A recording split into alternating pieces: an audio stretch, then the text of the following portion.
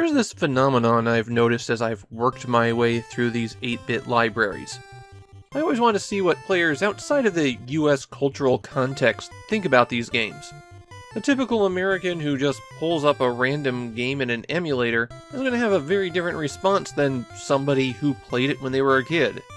And I've noticed that Japanese fans tend to be very forgiving of licensed games. A licensed game pops up on the NES, and an American is warding it off by holding up a D-pad. The licensed game pops up on the Disk System, and Japanese players are going, well, I'm playing as my favorite character. Okay, some of that might be because I'm mostly finding the people who are still talking about the game 40 years later. Maybe the people who hated games like Ultraman, Kaijuu Teikoku no Gyakushuu, grew up, became salarymen, and sold all of their old video game stuff to Hardoff. Ultraman is a classic Japanese television show about an alien cop who comes to Earth to fight monsters. And inevitably, at the climax of every episode, those monsters would become giant-sized, and so would Ultraman.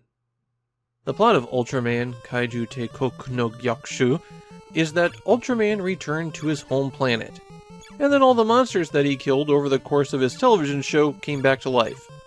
So now he's back roaming the galaxy and stopping all of the monsters again.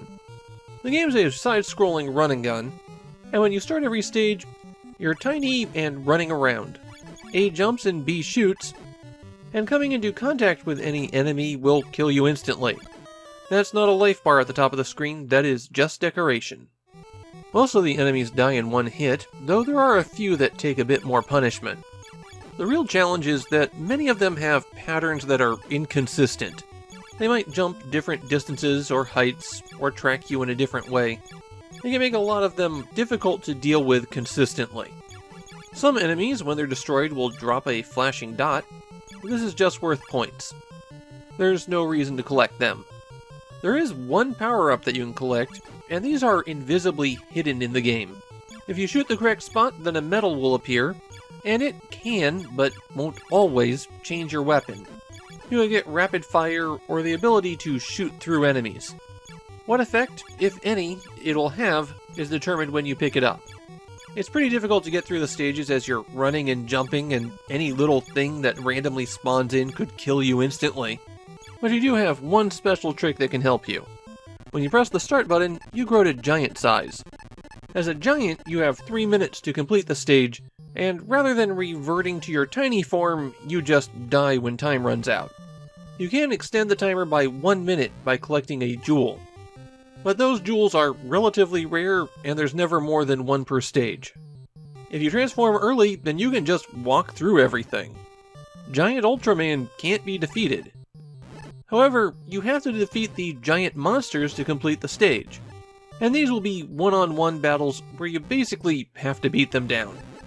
When you're giant, pressing up will kick. Don't do that, it's a total waste of time. And the A button will do a chop. The way that all of the monster battles work out is that the monster will rush you, and you basically have to stay far enough away from them that you can hit them without getting hit yourself. If you're hit and flashing, then you can't hurt the enemy. There's a major issue with the giant monster fights. It's very difficult to hit anything. Even if you haven't just taken damage, it's hard to get your hits to register. Weirdly, one of the better strategies here is to turn around and attack in the other direction because you'll hit whatever is right behind you. Don't try to attack monsters from behind because stepping on their tail will hurt you. It is possible to stun them into multiple hits, but usually they break free after just 2 or 3 blows. The giant monsters also tend to have a ton of health, but if you pound on them long enough, they'll explode and go away. Though, don't attack the explosion of the final boss because that makes it explode again while your timer is still running down. You also possess additional abilities in your Ultraman form. Pressing start will rotate through these, as indicated by the bar at the top of the screen, and every ability except for the chop can only be used once. When you transform, you always have the shield available to you. It'll freeze an enemy in place, and when the timer dips under a minute, 2 new attacks, a beam and a buzzsaw, are added to the bar. These ranged attacks follow the same rules as your chop though, so don't attack with them while you're flashing. If you do, you've just wasted the shot. There are a few stages that have a different layout. They're essentially shoot-em-ups, although you can freely move back and forth. When you turn into Ultraman on these stages, you'll be flying around and shooting a beam, but otherwise the principles remain exactly the same. There are 12 stages in the game, and if you manage to complete the whole thing, then there's a second game mode where the enemies take more hits, but you're playing as Ultra 7 rather than the original Ultraman. It actually isn't that difficult to do this, since you can save your progress whenever you get a game over, and you can always continue from where you left off. There is an unusual variant of Ultraman Kaijuu Teikoku no Gyakushuu. In this version that I've been playing, you've been hearing snippets of the Ultraman theme and the little fanfare that he has. Turns out, Bandai didn't get the rights to those. And this time the copyright infringement didn't slip under the radar. So Bandai had to reissue this game with all of those music cues stripped out.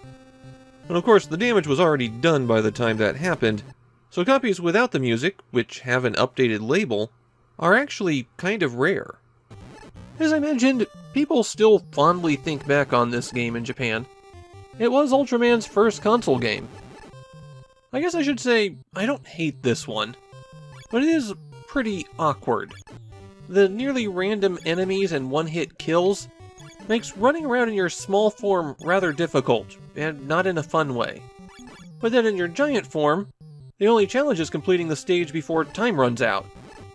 It gives the game a weird sense of progression, where you'll essentially have to memorize strategies to get through the first 75% of a stage, and then you just walk through the rest.